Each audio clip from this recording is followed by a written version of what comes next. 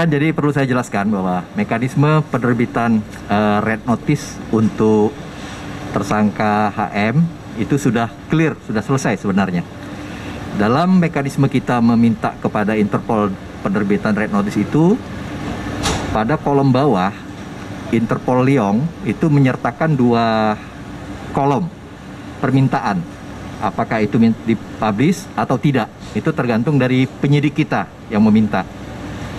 Rekan-rekan, kalau itu kita minta dipublish, maka itu akan masuk di website yang bisa dilihat orang secara umum. Jadi orang buka website itu melihat, bisa mengetahui. Kalau kita tidak minta dipublish, berarti itu langsung masuk ke dalam jaringan I24/7, jaringan I247 Interpol yang tersebar ke 194 negara anggota. Dan ini masuk ke dalam data setiap pintu perlintasan. Jadi pada saat kita meminta itu tidak dipublish, tentunya dengan keinginan percepatan. Apabila contohnya kita minta dipublish, nanti Interpol Lyon begitu tahu kita dipublish, mereka akan bertanya kembali kepada kita, kenapa ini minta dipublish? Apakah ini sangat perkara yang sangat besar dan memerlukan penanganan segera? Banyak nanti akan TikToknya, akan pertanyaan berulang kembali dari Interpol Lyon. Sedangkan kita yang inginkan adalah percepatan. Kemudian yang kedua kita inginkan adalah kerahasiaan.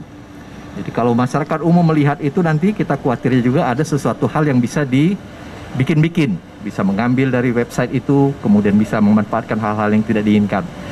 Jadi kita pilih tidak dipublish, dan itu sudah masuk dalam servernya atau komunikasi I24/7 ke 194 negara.